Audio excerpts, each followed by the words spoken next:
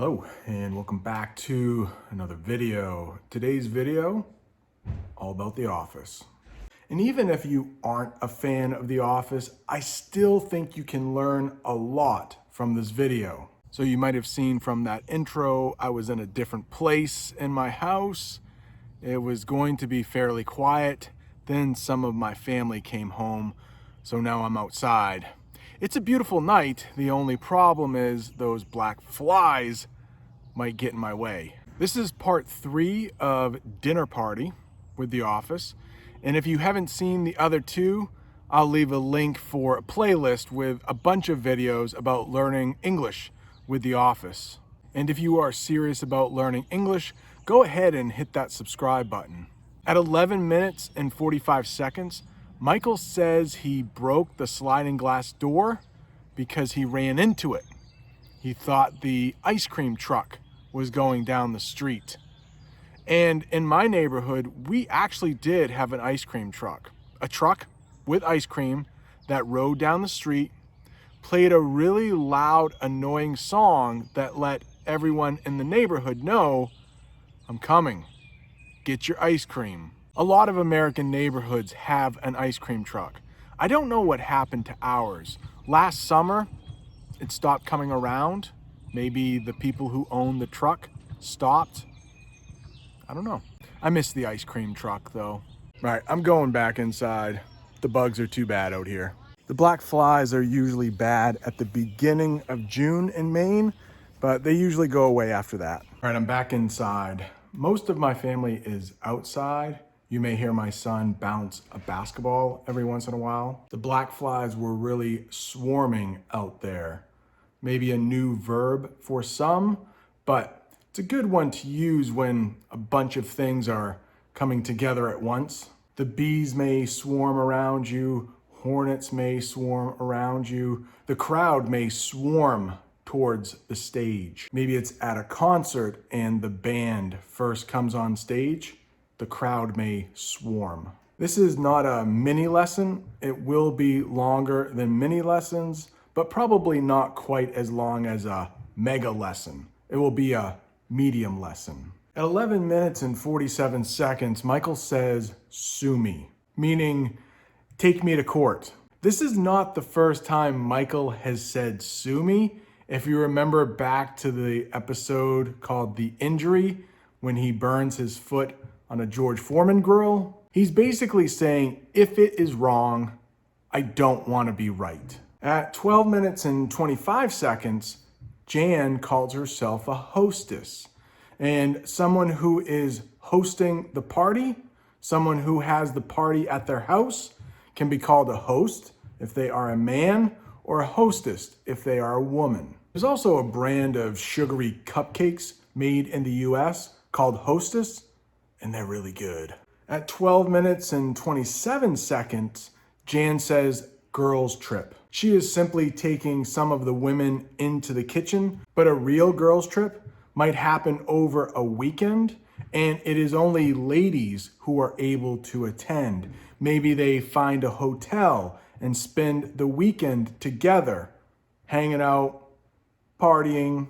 But be careful, some women don't like to be called girls. It might imply that they are a little naive, maybe not too smart, immature. So be careful when calling women girls. They might prefer ladies or women. At 13 minutes and 22 seconds, Michael says, have a hand. And often when you hear something like have a hand or lend a hand, that means to offer help. At 13 minutes and 23 seconds, Michael says, I noticed you checking out Jan's candles. He stretches out that word candles. Sometimes a woman's breasts can be called cans as a slang term in English. So when native speakers heard this, they would probably automatically think of breasts. I just found this random book and I'm going to use it for my next demonstration. At 13 minutes and 24 seconds, Michael says, she just put it right in front of my face. When you hear something like that, it means it's very close. Like, why did you put this book in my face? Why did you put this book in front of my face? Sometimes you might hear, get that hand out of my face. So a couple slang terms not meant to be taken literally. At 14 minutes and 51 seconds, Michael talks about a vasectomy. In English, that means when a man has an operation so he can no longer have children. When women have the same type of operation, we say that she has gotten her tubes tied. Michael also says snip, and that is often a word or a sound we use that implies scissors cutting. He says snip, snap, snip, snap. And snap is often what we call doing that, snapping. At 14 minutes and 57 seconds, Michael mentions something about a physical toll. Physical toll means it was hard on his body.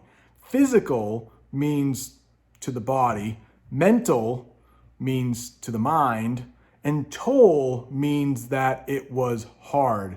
So maybe you have a really grueling day at work that was hard mentally.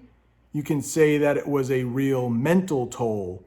If you were digging the whole day, that might be a physical toll. And there are actually some roads in the United States that you have to pay to use, and that payment is often called a toll. And to pay that, you often have to go through a toll booth. At 15 minutes and 19 seconds, messed up is said. And this is something we say when you make a mistake. Oh man, I messed up. I made a mistake. I screwed up. If you have something simple like a typo, you could call that a mess up or a screw up. At 17 minutes and 1 second, the term babysitter is mentioned. A babysitter is hired to take care of children, possibly while the parents go out or the parents are at work. But it doesn't have to be a baby. 10-year-olds could have a babysitter. You may also hear the term nanny, and that is pretty similar to a babysitter. A babysitter usually works when needed, maybe on Friday nights or Saturday nights only. A nanny is more of a full-time position. At 17 minutes and 5 seconds, Dwight says it's purely carnal. Carnal comes from raw, almost animal-like, from carne in a lot of Latin languages meaning meat. So when Dwight talks about a purely carnal relationship with his one-time babysitter, he's actually talking about sex and how there's no love between them. It's just passion, which is kind of gross. At 17 minutes and 48 seconds, Michael says it ties the whole room together. We use this term when talking about decorations. Maybe there's that one rug that when you put it in the room, it just makes it look so much better. Maybe when you decorate a room, it doesn't quite look right until you put a lamp in the corner, then boom, or poof, the entire room is tied together.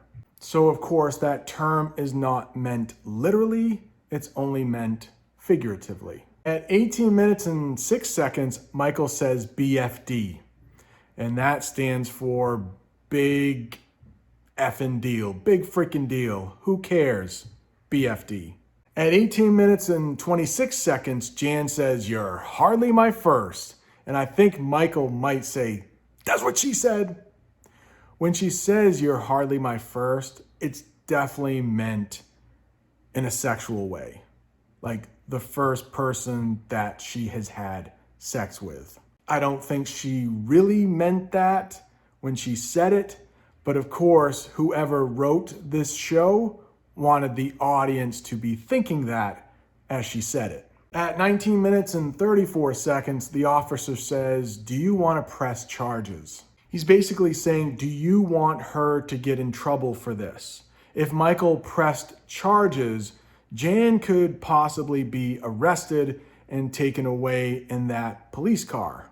In most cases in the United States, the victim has the option if they want to press charges or not. At 19 minutes and 35 seconds, Michael says, I will take the fall. He means that he will take the blame. No, he doesn't want to press charges. This is my fault. You also might hear the term, I will fall on the sword for this one. It also means I will take the blame if someone has to be in trouble. At 20 minutes and 2 seconds, Dwight says to Michael, you're sleeping with me. Again, this is a joke meant to be taken as sexual. So if you hear the term, are they sleeping together? That means, are they having sex? I try to keep this channel made for all ages, but of course, if I'm doing a video about The Office, it's hard to keep it PG-13 at least. And we have a movie rating system in the United States. If something is made PG-13, it basically lets the parents know if the children are under 13, there may be some inappropriate scenes. So maybe this channel has turned into a PG-13 channel. I think the youngest viewer of this channel is and I think he's 14, so we're probably safe. In the comments, if you would, write down who your favorite character from The Office is. I'll go first. Michael is definitely my favorite character, but he might be an obvious choice, so I will pick a less obvious choice and go with Stanley. If somebody is really happy, you might hear it said they are happier than Stanley on Pretzel Day. I hope you've enjoyed this episode. If you want more English, check up there. It's a playlist of videos I've made with my wife, Jamie. And below that is a playlist of listening comprehension videos. Thank you so much for watching. Don't forget to subscribe, and I'll see you next time.